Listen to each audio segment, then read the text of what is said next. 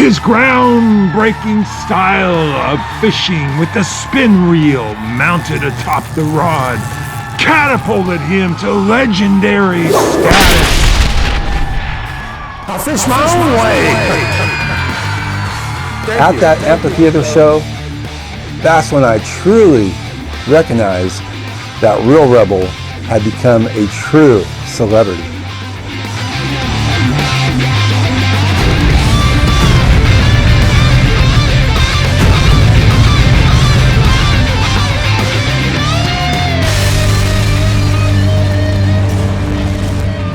Yet the road to fame was anything but smooth. Along the way, his fans stood by him as he battled not only the scars of past trauma, but also the harsh scorn and ridicule for his unorthodox methods dating back to his childhood. When you're a little boy and you don't fit in with the other boys, it's real rough.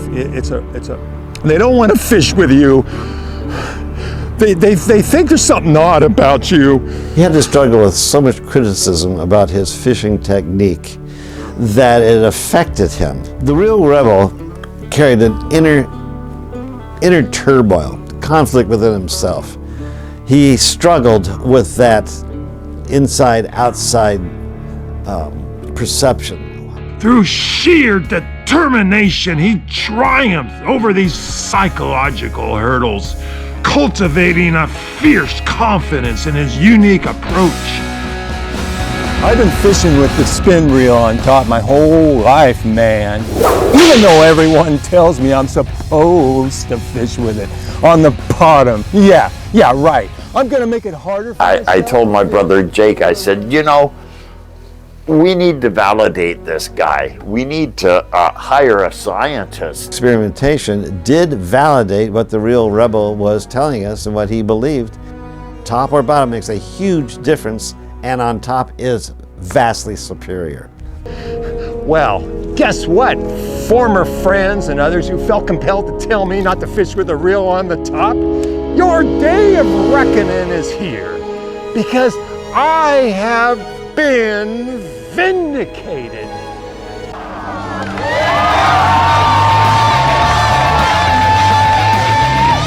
Okay, you gotta get on with the show here, everybody.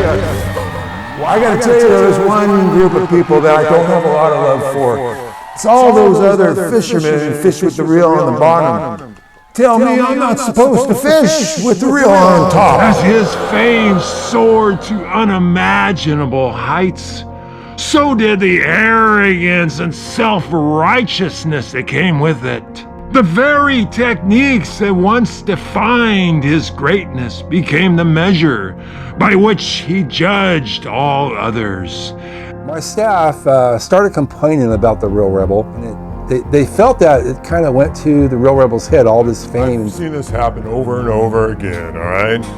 When the talent becomes a celebrity, they think it's all them that has created the celebrity aspect of them. No, it's not, dude. It was the team behind you, man. If you didn't have me editing the shows into what they are, you would be no celebrity, Real Rebel. So there we were back filming, and everything was going great. He was demonstrating how he casts, and from out of nowhere, this guy comes walking by, this other fisherman. Of course, was wearing the waders as he walked by, and he looked over at the Real Rebel and he laughed and he says, "You're fishing the reel the wrong way with it on top." Well, that was it. That triggered the Real Rebel. He snapped. Don't you know who I am, man? I'm the Real Rebel. I always fish with the reel on the top. At least I don't need waders, man, when I fish. Oh, it's too cold, so I have to wear waders. And then the Real Rebel looked at me and he said, "Steve-O, we're changing this up. We're not doing the script that you wrote about the Real Rebel. I'm gonna take it about how I don't wear waders." And then with that, he fires me, which he can't do because we're all working for Jake. He can't fire Steve-O because I'm the executive producer of Timberlane Films. Only I could do the hiring and firing. So with that, I was fed up. I just left. I left my crew there. I didn't care anymore. I was done. Oh, it's cold, it's cold. Well, watch this, man. All of that defense that he'd been building up over the years about the reel on top, it was too much of a burden to carry. He stayed in the river as dusk fell, the temperature dropped. He stayed there. What was he doing? What was going on inside a Real Rebel's mind? He was separating his image of himself from his real self. And that's where we got the Real Rebel in the water, facing that reality, and that's what changed him. He came out of that a different human being. When I was out there, a large steelhead swam up to me, and it just stayed there with me through most of the night. I had a strong communication that steelhead was concerned about me. Oh no, I've been teaching people how to catch them in an easier way by fishing with a reel on the top. What have I done? But that night was a special night. That was the night that the fish, the water, the environment, the air transformed Real Rebel to a human being.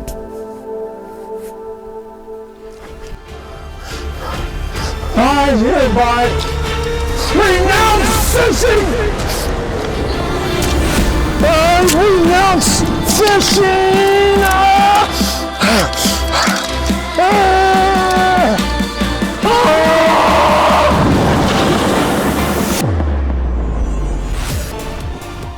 There's been lots of speculation about really what was the inner workings inside him. Basically, it can be put into the moment when he actually comes to see his reflection between his image and his real self. It snapped. That's what we have at the end of Real Rebel. Sad, actually, because there's a true spirit of helpfulness, and what he wanted to do was share an idea that he thought was valuable to other people. You know, you don't find that with people every day. That's a real, true maverick, Real Rebel. We're gonna miss him. I will. The fish are my sisters. The fish are my brothers. I am now the protector of the fish.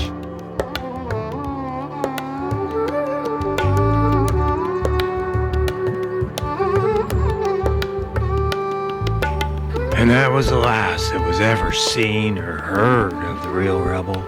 Some say he lives in the wilds along the river, and then he comes out at night and goes into the water and sits for hours talking with the fish.